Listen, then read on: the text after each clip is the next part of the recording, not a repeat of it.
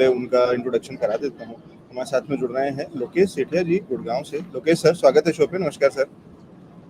धन्यवाद सर, आपको और आपके दर्शकों को भी गुड इवनिंग जी। और हमारे साथ में जयपुर से हैं रचित खंडेलवाल जी। रचित सर, स्वागत है शो पे। नमस्कार सर। सर नमस्कार, और सभी दर्शकों को भी नमस्कार। और साथ ही साथ कोलकाता से हमारे साथ में नितिन गामी जी जुड़ रहे हैं। नितिन सर, स्वागत है शो पे। नमस्कार लवजीत जी, और आपके सभी दर्शकों को मेरा नमस्कार। और शुरुआत कर रहे हैं आज के शो की। सबसे पहले आज के एक्शन पे नजर डालते हैं। आज का बाजार एक्शन ना के बराबर रहा। नितिन सर, कैसे देख रहे हैं आज के बाजार को? थोड़ा ऑब्वियस था एक्शन ना के बराबर रहेगा, बिकॉज जो अपकमिंग जो इवेंट्स हैं इस वीक के लिए मंडे टू वेडनेसडे तक के में, तो उसमें बाजार थोड़ा सा कंफ्यूज है। और लास्ट शो में जब लास्ट मंडे हमने बात किया था तो 18772 का एक नंबर जो मैंने दिया था कि उसके ऊपर अगर बाजार क्लोजिंग होता है तो लाइफ टाइम हाई की तरफ बहुत ही इजीली वो मूव कर देगा। लेकिन देखिए आप 1877 को टच करने के बाद में उसी दिन बाजार ने एक हल्की सी रिट्रेसमेंट नीचे की तरफ गिरावट वो दिखाना शुरू कर दिया। 772 का नंबर जो था वो बहुत जबरदस्त रेजिस्टेंस है, और ये मैंने इस बात को मेंशन किया था कि 772 के ऊपर क्लोजिंग होना बहुत जरूरी है लाइफ टाइम हाई और 19,000 प्लस की तरफ जाने के लिए। और आज भी वही स्टैंड मेरा बना हुआ है कि 18,772, बिकॉज जो गैन नंबर है वो चेंज नहीं होते हैं। ये प्लानिटरी नंबर भी है प्लस गैन नंबर भी है, तो दो नंबर का कॉन्फ्रेंस जब एक जगह मिल गया है तो वो नंबर अपने आप में एक पावर जो है वो समेट कर अपने पास रखा हुआ है। बाजार के अंदर में आज इन एक्शन रहा क्योंकि बायर और सेलर दोनों कहीं ना कहीं कंफ्यूजन की स्टेट में बैठे हुए हैं। डेटा जो आने वाला है वो डेटा कहीं ना कहीं हमें डायरेक्शन दिखाएगा, बट जो प्लानिटरी पोजीशन बन रही है, जो नंबर्स बन रहे हैं, और जो ओवरऑल जो ओपन इंटरेस्ट की जो मैं सिचुएशन देख रहा हूँ वहां से मुझे लग रहा है कि कल 700 की तरफ मूव करेगा बाजार। कल ऐसा इन एक्शन कल हमें नहीं मिलेगा, कल 700 की तरफ मूव कर सकता है। एग्जैक्टली 700 पे रेजिस्टेंस थोड़ा बना हुआ है जो ओपन इंटरेस्ट दिखा रहा है, लेकिन मुझे लग रहा है कि 680-90 तक तो एक बार टच कर देना चाहिए जी। तो कहीं ना कहीं जो नितिन सर का जो रुझान है वो ये कह रहे हैं कि सपोर्ट लेता हुआ दिख रहा है, तो वो एक अच्छी चीज है और पॉजिटिव साइन है। और धीरे धीरे करके इंचिंग अबव वाली शायद स्ट्रेटेजी या उसकी ट्रेजेक्टरी दिखेगी, ये मानना है नितिन सर का। नितिन सर, अगर बैंक निफ्टी पे बात करें तो किस तरीके के वहाँ पे स्ट्रेटेजी दिख रही है?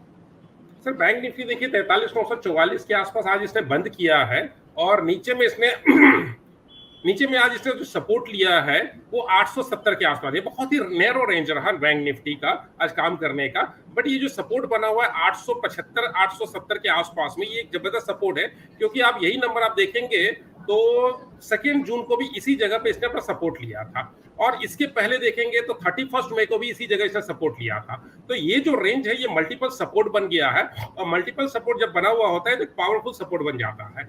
सो बहुत जल्द 44,600 का लेवल जो है वो बैंक निफ्टी के अंदर दिखाने के चांसेस बन रहे हैं। और मुझे लगता है जो डेटा आने वाले हैं, और खास करके देखिए आज की न्यूज में आप देखेंगे मूडीज के साथ बात हो रही है इंडिया की रेटिंग को लेकर के, और जो ग्रोथ स्टोरी इंडिया की दिख रही है, तो मुझे लग रहा है कि मूडीज भी जो है अपने रेटिंग को जो है अपग्रेड करने जा रहा है बिफोर द पीएम विजिट। देखिए पीएम विजिट के पहले भी और उसके अलावा भी वो इंडिया की जो फंडामेंटल उसको एनालाइज करने के बाद में मुझे लगता है बहुत हाई चांसेस है कि रेटिंग को अपग्रेड करेंगे। इन सब का इफेक्ट जो है मार्केट के ऊपर दिखेगा, और जो लास्ट वीक हमारा एक्सपेक्टेशन था कि ऑल टाइम हाई को निफ्टी ब्रेक करेगा, वो शायद मुझे लगता है कि इस वीक में शायद वो चीज मिल जाएगा हमें। ये है निफ्टी और बैंक निफ्टी पे व्यू नितिन सर का। लोकेश सर, आपसे समझना चाह रहा हूँ आज के जो दोनों को नंबर्स को, अगर हम दोनों इंडाइसिस को देखते हैं, निफ्टी को और बैंक निफ्टी को, तो एक हरे निशान में बंद होता दिखाई दे रहा है और दूसरा लाल निशान में। क्या इससे हम कुछ संकेत ले सकते हैं कि कहीं बैंक निफ्टी ने तो अपने रिकॉर्ड लेवल दिखा चुका है और वो लेवल्स को पा चुका है, लेकिन अब अगला नंबर या पहली तेजी जो आएगी वो निफ्टी में आएगी और उसके बाद बैंक निफ्टी फिर से वापस से कैचअप करेगा, या किसी और तरीके से देखा जाए? सर आप बोल सकते हो, आप बहुत ज्यादा फर्क पड़ना नहीं है, वो आधा परसेंट 1% का फर्क पड़ सकता है, पर ऐसा कुछ पड़ना नहीं है। बैंक निफ्टी में आप देखोगे तो स्ट्रॉन्ग शेयर्स जो हैं वो आईसीआईसीआई, एसबीआई और एक्सिस बैंक है, जहां पर बैंक निफ्टी को डाउन साइड में रख रहा है एचडीएफसी बैंक। तो ये मैनेज करके चल रहे हैं, जहां पर एचडीएफसी को थोड़ा डाउन रख के और आईसीआईसीआई एक्सिस और इसको ऊपर लेके जा रहे हैं, तो जिससे बैंक निफ्टी जो है एक जगह पे कंसिस्टेंट खड़ा हुआ है, ना बढ़ रहा है ना घट रहा है, वही 44,000 44,100 200 में रेंज में ही घूम रहा है। और उसी जगह पे निफ्टी देखोगे तो आप एक रेंज बाउंड में ही रह रहा है, जो हम लास्ट वीक में भी बात की थी। 18,450 और 18,750 इसी रेंज में निफ्टी ट्रेड कर रहा है। जब तक ये रेंज ब्रेकआउट नहीं हो रहा, तो अब तक हमें ब्रेकआउट जब तक नहीं होगा, तब तक एक नया लाइफ हाई हमें देखने को नहीं मिलेगा। यही चीज मैंने लास्ट वीक भी बोली है। थोड़ा सा टाइम लग सकता है, बट ये होगा जरूर। और हमें लग रहा है अब वो टाइम आ चुका है। तो आपको इसी वीक में या max bye max Monday Tuesday तक आपको ये ब्रेकआउट होते हुए भी दिखेगा, और आपको नया मूव आपको निफ्टी में आते हुए दिखेगा। उसके साथ साथ बैंक निफ्टी भी उसी तरह से चलना स्टार्ट कर देगा।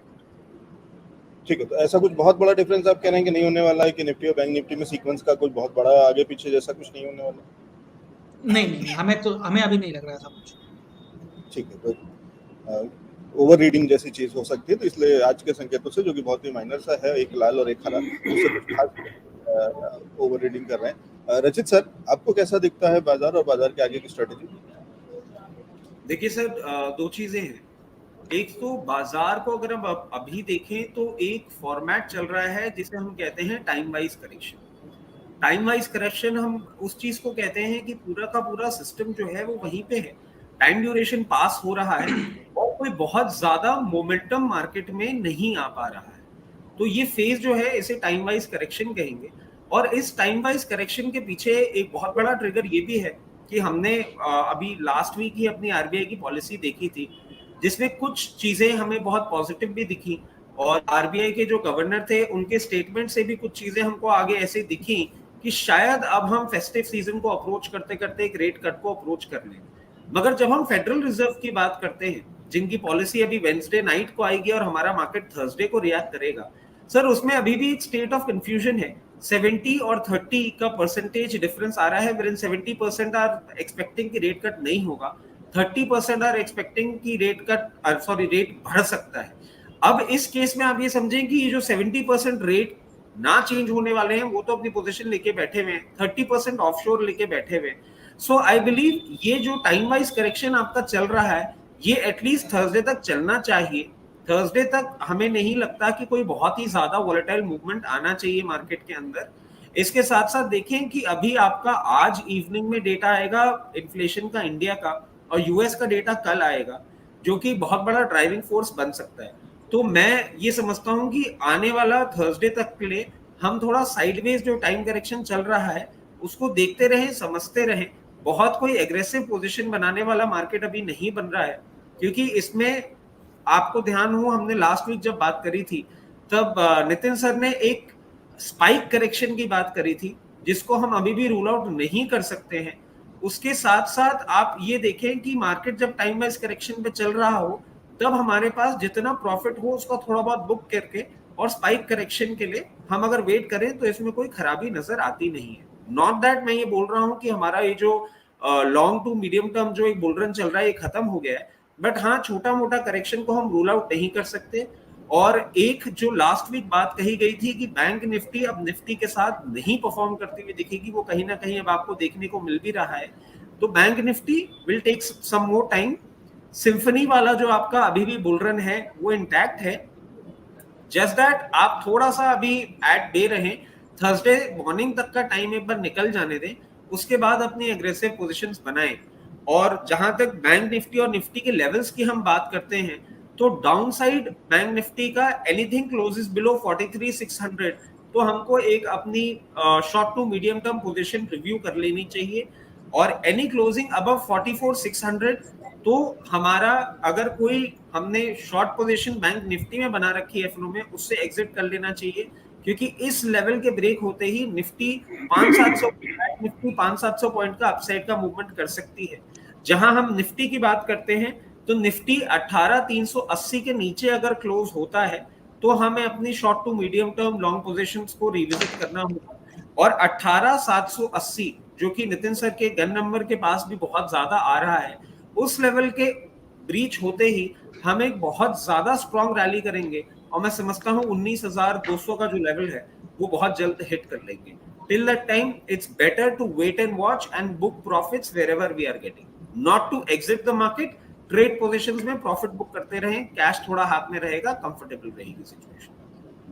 जी, तो इसी को सम अप करने के लिए एक बार वापस से नितिन सर के पास जा रहा हूँ। नितिन सर, क्या ये समय है खरीदारी करने का या थोड़ा और इंतजार करें, और रिकॉर्ड लेवल्स कितने समय में देखने को मिल सकते हैं वापस?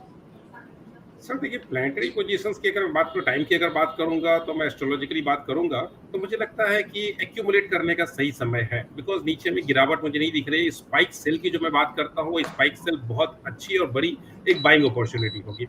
मुझे मार्केट 18,350 300 के नीचे दिख नहीं रहा है। वो जाएगा, टच करेगा और इमीडिएटली वो ऊपर की तरफ मूव करेगा। और वो स्पाइक सेल अगर होता भी है कि 300 350 जाता है, तो मुझे लगता है उसी दिन फिर वो 450 की तरफ भी मूव करेगा। तो ये स्पाइक सेल जस्ट एक कुछ प्लानिटरी कॉम्बिनेशंस बन रहे हैं जो एक स्पाइक सेल दे सकता है, बट इसके चांसेस भी जो है ऑलमोस्ट समझिए तो 50-50 है, तो नहीं भी हो सकता है, हो भी सकता है। सो मैं एक्यूमुलेट करने की सलाह दूंगा, आप इस जगह पे आप एक्यूमुलेट करो। मार्केट ऊपर की तरफ है, अभी फिलहाल इसके अंदर अब सेलिंग नहीं आ रही है, न तो गैन नंबर सेलिंग दिखा रहे हैं और न प्लानिटरी पोजीशन सेलिंग की तरफ आ रहा है। सो एक्यूमुलेट करने के लिए बहुत बढ़िया समय है, आप एक्यूमुलेट करो। और मुझे लगता है जैसा रचित जी ने बताया कि थर्सडे तक, तो मुझे लगता है थर्सडे फ्राइडे तक ही मार्केट में एक अच्छा, क्योंकि देखिए ट्यूसडे कल तक जो है पंचक चल रहा है, हर कोई शायद इस चीज को नहीं समझ सके, लेकिन कल तक जो पंचक चल रहा है उसमें क्या होता है, मार्केट की मूवमेंट जो है थोड़ी सी रेस्ट्रिक्टेड हो जाती है और थोड़े से नीचे ऊपर की पोजीशन वॉलेटिलिटी बनती रहती है। बट वेडनेसडे के बाद से मुझे लगता है कि डेटा भी क्लियर होने शुरू हो जाएंगे। मूडीज भी अपने कहीं ना कहीं एक्सपेक्टेशन मार्केट को कहीं ना कहीं रिलीज कर देगा कि भाई हम क्या करने जा रहे हैं, मीटिंग उनकी चल रही है फाइनेंस मिनिस्ट्री के साथ में। तो मुझे लगता है वेडनेसडे थर्सडे तक में बादल सारे छट जाएंगे और हमें क्लियर व्यू मिलेगा कि हम 19,000 की तरफ मूव कर रहे हैं, और हो सकता है शायद हम थर्सडे या फ्राइडे को हम 19,000 की तरफ मूव कर जाएं। जी, लोकेश सर, ग्रह नक्षत्र तो बड़ी गिरावट नहीं दिखा रहे हैं, ऐसा कहना है नितिन सर का। चार्ट्स पे भी ऐसा लगता है कि अब यहाँ से कोई बड़ी गिरावट या बड़ी वीकनेस नहीं आने वाली। चांसेस बहुत कम है सर। हम रूल आउट नहीं कर सकते किसी चीज को भी। हो सकता है आने वाले 1 महीना 2 महीना 6 महीने के 10% करेक्शन दिखा दे निफ्टी, बट चांसेस बहुत ही कम है। 90% चांस है हम न्यू लाइफ टाइम हाई में जा रहे हैं, और वो एक दो वीक के अंदर ही जा रहे हैं।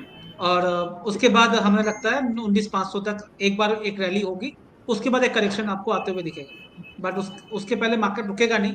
एक बार ये 18,880 निकल जाएगा।